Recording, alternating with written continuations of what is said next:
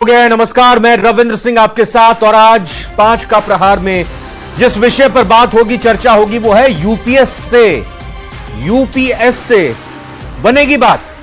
दरअसल केंद्र सरकार ने नई पेंशन योजना यूपीएस यूनिफाइड पेंशन स्कीम लागू करके विपक्ष के बहुत खास मुद्दे को नाकाम करने की कोशिश की। पीएम नरेंद्र मोदी की अध्यक्षता में 24 अगस्त को हुई केंद्रीय कैबिनेट की बैठक में एकीकृत पेंशन योजना यानी यूपीएस पर मुहर लगी। यूपीएस के तहत केंद्र सरकार के कर्मचारियों को रिटायरमेंट के बाद निश्चित पेंशन मिलेगी। केंद्रीय मंत्री अश्विनी वैष्णव के मुताबिक राज्य सरकारें भी अपने यहां इस स्कीम को लागू कर सकती हैं। यह स्कीम 1 अप्रैल 2025 से लागू होगी। सरकारी कर्मचारी यूनियन पदाधिकारियों ने केंद्र सरकार के इस फैसले का स्वागत किया है।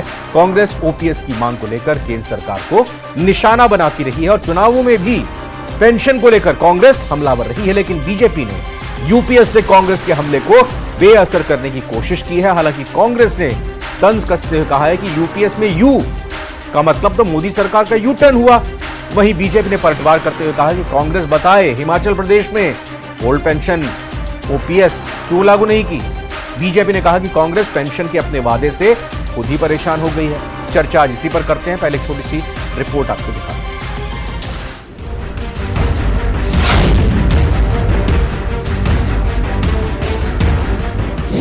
यूनिफाइड पेंशन स्कीम से कर्मचारियों की बल्ले बल्ले।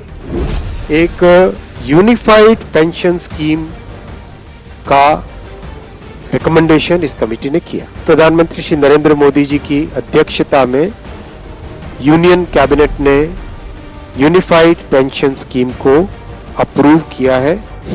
यूपीएस से कर्मचारियों को लुभाने की कवायद।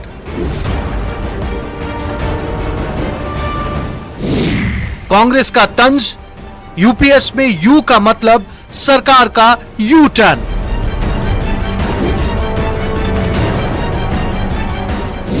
बीजेपी का जवाब, कांग्रेस पेंशन के अपने वादे से खुद ही परेशान। भाजपा के राष्ट्रीय मंच से Congress party in general and Rahul Gandhi in particular, please tell the nation, did you implement the old pension scheme as promised in the Himachal election? UPS से बनेगी बात। मेहमानों का स्वागत करते हैं। सुरेश गर्ग जी बीजेपी से हैं, बहुत बहुत स्वागत सुरेश जी आपका। भीमराज जाखड़ जी कांग्रेस से हैं, आपका भी बहुत बहुत स्वागत। हमारे साथ वरिष्ठ पत्रकार के तौर पर आशुतोष रावत जी, आशुतोष जी आपका स्वागत।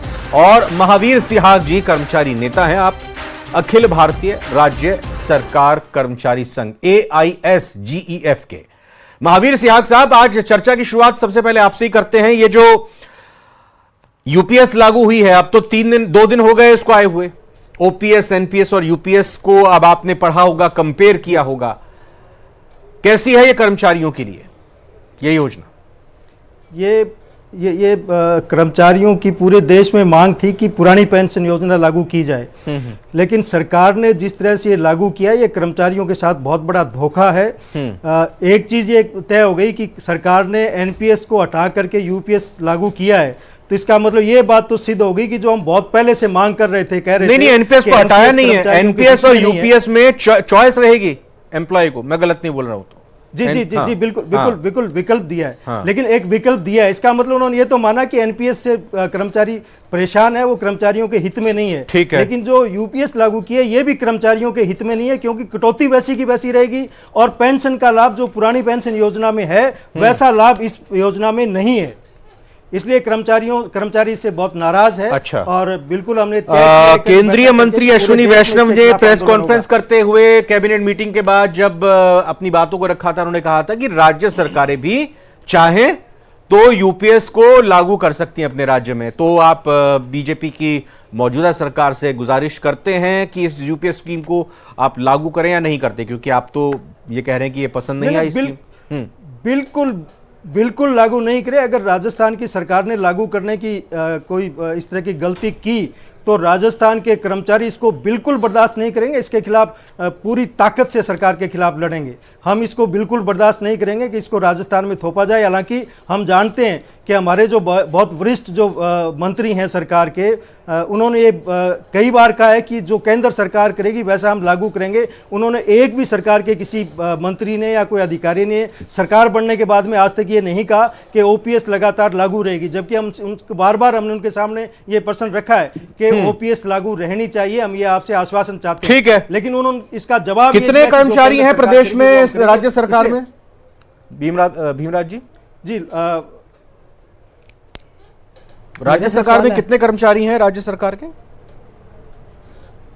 वो तो आप बीजेपी से नहीं, सॉरी, आई एम सॉरी, एक मिनट महावीर जी सवाल आपसे। भीमराज जी माफी चाहूंगा। जी महावीर जी, कितने कर्मचारी हैं? 8 लाख से ज्यादा कर्मचारी। 8 लाख से ज्यादा। अच्छा, और ये जनसंख्या कितनी है राजस्थान की?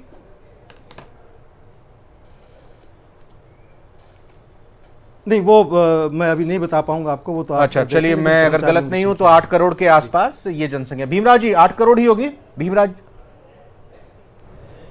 करीबन 7.5 और 8 के बीच। ठीक है, चलिए, इसका मतलब यह हुआ कि भाई जनसंख्या के, प्रदेश की जनसंख्या कुल 1% ये हुआ जो कि सरकारी कर्मचारी आते हैं, और सरकार को 1% नहीं, पूरे 99 और पूरे 100% लोगों का ख्याल रखना पड़ता है, और पैसों का जो बंटवारा होता है, पैसों का जो हिसाब किताब होता है, वो सभी के लिए अप्लाई करना पड़ता है। सुरेश गर्ग जी, आपने सुन लिया, महावीर सिहाग जी ने साफ तौर पर कह दिया कि भाई अगर ये लागू करने का सोचा भी तो फिर आर पार की लड़ाई होगी। ये सिर मुंडाते ओले पड़ने वाली कहावत तो नहीं है। ये करेंगे, लागू नहीं करेंगे? ये स्वागत योग्य, रविंदर जी, ये स्वागत योग्य कदम है। केंद्रीय कैबिनेट का डिसीजन हुआ है और ये बहुत अच्छा स्वागत योग्य है कि मिनिमम 2004 के बाद के जितने भी केंद्र सरकार के अंदर एम्प्लॉई है उनको मिनिमम पेंशन मिलने का ये स्वागत योग्य कदम है, क्योंकि एक कमेटी बनाई गई थी किस तरह से एनपीएस को मॉडिफाई किया जाए। महावीर सिहाग जी को ये क्यों पसंद नहीं आई? वो कह रहे हैं किसी कर्मचारी को पसंद नहीं आ रही है योजना। महावीर सिहाग जी को भी समझाएंगे, कोशिश करेंगे, वो भी हमारी जो बात है उसको ये समझने की कोशिश करेंगे निश्चित रूप से, क्योंकि आज 23 लाख कर्मचारी जो 2004 के बाद के हैं उन सबको इसका फायदा होगा। दूसरा, आप ये देखिए कि पहले एनपीएस के अंदर कर्मचारी का जो अंशदान था वो 10% था, वो एज इट इज रखा है, लेकिन जो सरकार का जो अंशदान था वो 14% से बढ़ा के 18%। वो उसमें हम तो ये ज्यादा टेक्निकल चीज है कि हम तो ऊपर तौर पर ही बात करेंगे, क्योंकि हमारे पास ज्यादा वक्त नहीं रहता है। ये मैं अब आता हूं कांग्रेस के मेहमान के पास। आपसे ये जानना चाहेंगे सर, राजस्थान में चुनाव थे, आपने ओपीएस कंटिन्यू करने की बात कर दी। अब हिमाचल में आप इस वादे के साथ चुनाव जीत कर आए कि ओपीएस लाएंगे, चुनाव जीत गए, सरकार आपकी चल रही है, लेकिन ओपीएस वहां लेकर नहीं आए आप। रविंदर जी, पहले मैं आपके चैनल के माध्यम से बीजेपी सरकार से सवाल करते हैं कि आखिर आप ये ऐसे कानून थोपना क्यों चाहते हो जनता के ऊपर? कभी आप 3 काले कानून जनता किसान मांग कर रहे थे एमएसपी की। एक सेकंड रुकिए, दूसरी बात सरकार है, आप तो झूठ बोल के आए थे ना हिमाचल में। करो ना हिमाचल में लागू, क्यों नहीं करे हो आप हिमाचल में लागू? आप तो झूठ बोल के आए थे ना हिमाचल में, लागू करेंगे, क्यों नहीं कर रहे हो फिर हिमाचल के अंदर लागू? 2004 से एनपीएस है, आपकी 10 साल सरकार रही थी, 10 साल आपकी केंद्र में सरकार थी। सुरेश जी देखिए, अब आपने अगर बीच में बोला तो मेरे सवाल को भीमराव जी टाल जाएंगे, मेरे सवाल का वो जवाब नहीं देंगे। जरा बोलने दीजिए एक बार उनको पहले, फिर मैं अपने सवाल का जवाब लेकर रहूंगा उनसे। भीमराव, एक मिनट, भीमराज जी, झूठ बोलना बंद करे कांग्रेस के नेता, झूठ बोलना बंद करे ये कांग्रेस के नेता। जब देखो जब झूठ बोलने के अलावा कोई काम नहीं है इन लोगों का, केवल रविंदर जी ये लोग झूठ बोलते हैं। हिमाचल के अंदर ये झूठ बोल के आए थे, राजस्थान में भी 2000। अच्छा भीमराज जी, एक मिनट, सुरेश जी प्लीज आप चुप रहिएगा। सुरेश जी एक मिनट आप शांत रहिए। सुरेश जी एक मिनट शांत। हाँ भीमराज जी, जरा पहले एक मिनट, भीमराज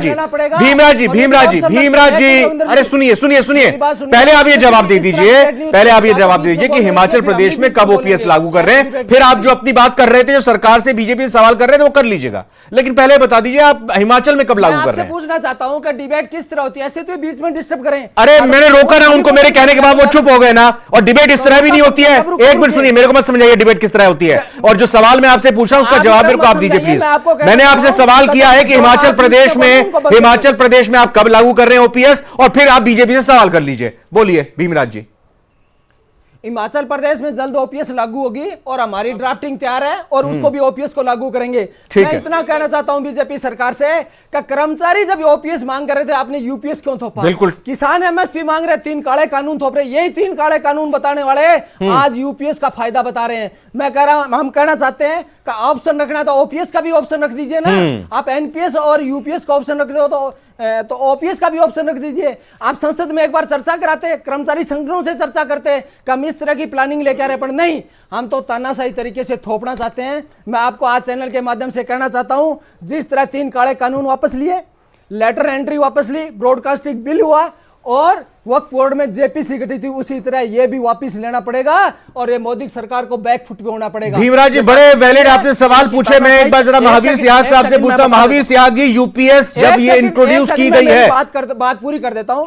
एक सेकंड, 1940 के अंदर एक बुक आई थी, वी और ओवर इंडियन नेशन डिफाइंड, उसमें लिखते हैं कि 95% जनता को गरीब कर देना और देश की संपत्ति 2-3 लोगों के हाथों में कर देना। महावीर जी, ये जब यूपीएस को इंट्रोड्यूस किया गया, क्या कर्मचारी यूनियन के नेताओं को इसमें मिलाया गया था, शामिल किया गया था पूरी चर्चा में? महावीर जी बताइएगा।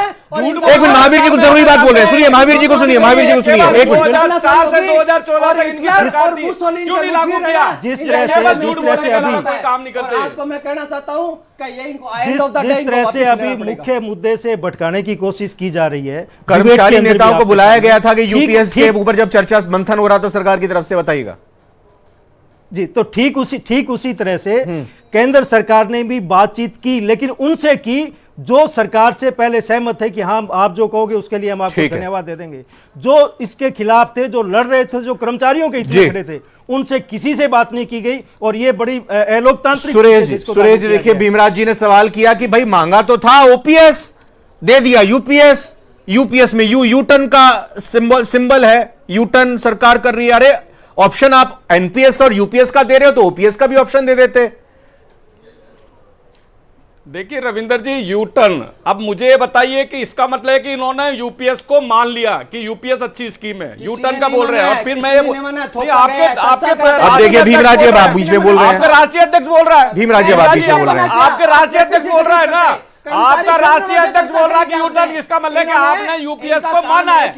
रविंदर जी, यूपीएस, भीमराज जी देखिए, अब आप बीच में बोल रहे हैं, अब उनको बोलने दीजिए। हम इस बात को काटने की बात कर रहे हैं, लेकिन इनके नेता ने खुद ने बोला है, इनके नेता को ये पता नहीं है कि मिस इंडिया के अंदर रिजर्वेशन होता है या नहीं होता। तो इन लोगों को तो ये पता ही नहीं होता कि क्या चीज होती है। मिस इंडिया के अंदर रिजर्वेशन होता है क्या? साहब, मिस इंडिया के अंदर रिजर्वेशन होना चाहिए। जब इन लोगों को यही पता नहीं है तो इनको ये पता नहीं है। फिर 2004 से 14 तक इनके पास में थी, क्यों नहीं लागू किया? हिमाचल, कर्नाटक, इनके राज्य, वहां क्यों नहीं ओपीएस लागू कर रही है? नहीं करेंगे, केवल झूठ बोलना है। ये यूपीएस स्कीम है, बहुत अच्छी। मैं अब आता हूं आशुतोष जी के पास। आशुतोष, दो पहलू हैं भाई। आशुतोष जी, एक मिनट ऑडियो आशुतोष जी का देंगे। आशुतोष जी के पास आता हूं। आशुतोष, दो पहलू हैं। ये फैसला ओपीएस, एनपीएस, यूपीएस का जो उलझा हुआ है, ये पूरी तरह से राजनीतिक मुद्दा बना दिया गया है। इसके आर्थिक पहलू को भी समझना होगा। मैंने आंकड़ा क्यों पूछा? मैंने महावीर जी से क्यों पूछा कि भाई कर्मचारियों की कितनी संख्या है और राज्य की कितनी जनसंख्या? 1% राज्य कर्मचारी हैं। इसी तरह से 1% देश के केंद्रीय कर्मचारी हैं। भाई देश के संसाधन को आपको सरकारी कर्मचारियों को तो देना ही देना है, लेकिन 99% जनता का भी आपको हिसाब किताब रखना। मैं इसके पक्ष या विपक्ष में नहीं हूं, लेकिन मैं एक पहलू यह भी रख रहा हूं, यह आर्थिक मुद्दा है, राजनीतिक बना दिया गया, क्या है ये? देखिए रविंद्र जी, सबसे बड़ी चीज है कि मुझे लगता है कि पेंशन को लेकर के जो तमाम तरह की 20 साल में, पिछले 2004 के बाद से अब तक स्थितियां हो रही हैं, वो राजनीतिक ज्यादा है। यूपीएस होना चाहिए, ओपीएस होना चाहिए या एनपीएस होना चाहिए, इसका मुद्दा कांग्रेस ने एक बार फिर से हाईलाइट करने की कोशिश की 2014 के बाद में, जिस समय से उनकी सरकार चली गई। 2004 में ओपीएस को खत्म किया गया, लेकिन 2004 से 2014 के बीच में ओपीएस को लेकर के कांग्रेस ने बहाली की कहीं कोई बात नहीं की। केंद्र में सरकार का परिवर्तन हुआ, सत्ता परिवर्तन हुआ, भारतीय जनता पार्टी की सरकार आई और कांग्रेस ने एक नया मुद्दे के तौर पर कि यूपीए के एनपीएस की जगह ओपीएस लागू करने की उसने कई राज्यों में बात की और कई राज्यों के विधानसभा चुनाव भी जीते। इसके साथ में भारतीय जनता पार्टी की अगर आप रणनीति को देखें तो नोटबंदी, जीएसटी और पेंशन स्कीम को लेकर के जिस तरह का ग्राउंड पर विरोध दिख रहा था, लेकिन वो लगातार राज्यों के चुनाव जीतती जा रही थी, इस वजह से भारतीय जनता पार्टी ने ओपीएस के मुद्दे को बहुत ज्यादा प्राथमिकता नहीं दी और एनपीएस को लागू रहने दिया। लेकिन 2024 के चुनावी परिणामों ने निश्चित तौर पर भारतीय जनता पार्टी को 2029 की राजनीतिक तैयारियों की शुरुआत अभी से करने का एक संकेत दिया। 3 चुनाव भी हैं अभी राज्यों में। भारतीय जनता पार्टी एनपीएस की जगह एक बार यूपीएस लेकर के आई है, लेकिन जिन राज्यों में ओपीएस पहले से लागू है, निश्चित तौर पर वहां भारतीय जनता पार्टी के लिए एक बार यह निर्णय फिर दुविधा का कारण बनेगा। जिन राज्यों में ओपीएस नहीं है, वहां के शायद कर्मचारी इस नाम पर विरोध करेंगे कि सरकार अब विरोध करने पर पीछे हटती है और उनकी मांगों पर विचार करने लगी है। तो शायद मुझे लगता है भारतीय जनता पार्टी के लिए एक जो मैं एक बड़ा संकट देख पा रहा हूं वो यह है कि कर्मचारी यूनियन, जिन राज्यों में एनपीएस से कई गुना ज्यादा बेहतर यूपीएस है, लेकिन कर्मचारियों की जो एसोसिएशन हैं वो शायद इस निर्णय को इतनी आसानी से स्वीकार नहीं करेंगी, क्योंकि उनको लगता है कि सरकार के निर्णयों को वापस कराया जा सकता है और बात ओपीएस तक पहुंच सकती है। और निश्चित तौर पर ओपीएस कर्मचारियों के हित के लिए शायद सबसे महावीर सिहाग जी, क्या अगला कदम होगा राज्य में कर्मचारियों का? अभी हालांकि सरकार की तरफ से कुछ कहा नहीं गया है कि भाई यूपीएस लागू होगी, नहीं करेंगे या ओपीएस हटा देंगे या कुछ ऑप्शन देंगे। आपका क्या अगला स्टैंड होगा? सरकार के फैसले का इंतजार कर रहे हैं अपनी तरफ से? बिल्कुल नहीं, राज्य में नहीं। हमने कल ही पूरे देश के जो प्रमुख कर्मचारी नेता है उनकी मीटिंग की है ऑनलाइन, और हमने तय किया है कि इसके खिलाफ पूरे देश में हम संघर्ष करेंगे। जिन राज्यों में पुरानी पेंशन चल रही है वहां के कर्मचारी अलर्ट मोड पे है कि अगर सरकार कोई भी कदम ओपीएस को खत्म करने का उठाएगी तो एकदम से रिएक्ट होगा। और उससे पहले भी जो ऑल इंडिया के स्तर पे पूरे देश में ओपीएस लागू कराने की जो आंदोलन है, उसका राजस्थान का कर्मचारी पूरी गर्मजोशी से हिस्सा बनेगा। और हम ये भी कहना चाहते हैं कि बेशक कर्मचारी कोई राजनीति में नहीं है, लेकिन कर्मचारी वोटर है और कर्मचारियों के लिए ओपीएस केंद्रीय मुद्दा है। ये दोनों राजनीतिक पार्टियों को और बाकी राजनीतिक पार्टियों को भी समझ। सुरेश गर्ग देखिए समझा दिया महावीर जी ने कि वोटर भी है ये कर्मचारी। अब ओआरओपी का भी मैं जिक्र करूंगा। ओआरओपी एक बहुप्रतीक्षित मांग जब राजस्थान का कर्मचारी बीजेपी एनडीए सरकार ने पूरी की तब बड़ी वाहवाही हुई, आपने लेने की भी कोशिश की, लेकिन अब ये गले की फांस बनता हुआ नहीं दिख रहा है। और जिस तरह से भीमराज जी कह रहे हैं कि यूटर्न करा कर रहेंगे इस मुद्दे पर, यूपीएस वापस करा के रहेंगे। देखिए रविंदर जी, मैं फिर दोबारा कहना चाहता हूँ, जैसे 1 रैंक 1 पेंशन हमने उनके लिए सेनाओं के लिए लागू की है, ये यूपीएस स्कीम भी बहुत अच्छी स्कीम है। हम कर्मचारी नेताओं को इनको समझाने की कोशिश करेंगे, सब कर्मचारी को। 2004 के बाद के जितने कर्मचारी सबको फायदा और कांग्रेस को समझाएंगे। दोनों ऑप्शन दिए हैं कि एनपीएस भी दे और यूपीएस भी, दोनों में से जो आपको ऑप्शन अच्छा लगे वो यूज कीजिए। 2004 से पहले के तो जो ओपीएस चल रही है वो तो कंटिन्यू रहेगी, उसमें तो कहीं बंद करने का कोई चांस ही नहीं है। लेकिन ये जो आप ये यूपीएस स्कीम आई है, ये बहुत अच्छी स्कीम है। आप देखिए कंट्रीब्यूशन भी बढ़ाया है गवर्नमेंट ने, अपना कंट्रीब्यूशन 14% से 18.5% किया, 4.5% का कंट्रीब्यूशन बढ़ाया है। तो ये कर्मचारियों को इसमें फायदा होगा। 50% भीमराज जी, सुरेश जी का कहना है कि हम कर्मचारियों को मना लेंगे, हम कर्मचारियों को समझा देंगे, इसका फायदा बता देंगे। स्कीम है ये। एक चीज बताइए सर, जो कर्मचारी आरक्षित कोटे से 40 साल की उम्र होती है, उसके अंदर वो 40 साल की उम्र में ज्वाइनिंग करता है, 20 साल 60 साल की उम्र में रिटायरमेंट हो जाए, उसको पेंशन कैसे दोगे आप लोग? इसके अंदर कहीं जिक्र नहीं है। हम आपको समझाना चाहते हैं कि आप समझिए इसको, चर्चा कीजिए, संसद में चर्चा कराइए, कर्मचारी संगठनों से चर्चा कीजिए। आप थोपने वाली नीति पे मत आइए। थोपने वाली नीति हिटलर और मुसोलिनी की थी और क्या हाल हुआ था, वही हाल आपका होगा। इस चीज को समझने की जरूरत है। आप चर्चा कराइए, आप देश के प्रधानमंत्री हैं, देश के कर्मचारियों बिल्कुल। तो अब कांग्रेस के इस मुखर रुख को देखकर ये देखना होगा। एक जो मोनोपोली है, जो एक सेकंड रविंद्र जी, जो 3 काले कानूनों की तरह थी, ये थोपने वाले काम है। ठीक है सर, ये थोपने वाली नीति है। बहुत बहुत धन्यवाद मैं करना चाहूंगा। आज मेरे पास इतना ही वक्त है। कांग्रेस मुखर है, कर्मचारियों की तरफ से, नेताओं की तरफ से कह दिया गया है कि भाई हमें ओपीएस का भी ऑप्शन दिया जाना चाहिए। यूपीएस अगर राज्य में, राजस्थान में लागू होती है तो उसका विरोध किया जाएगा। फिलहाल देखना ये होगा कि ये यूपीएस, एनपीएस, ओपीएस का मुद्दा शांत होता है या नहीं, लेकिन फिलहाल तो नहीं दिखता। आज 5 का प्रहार।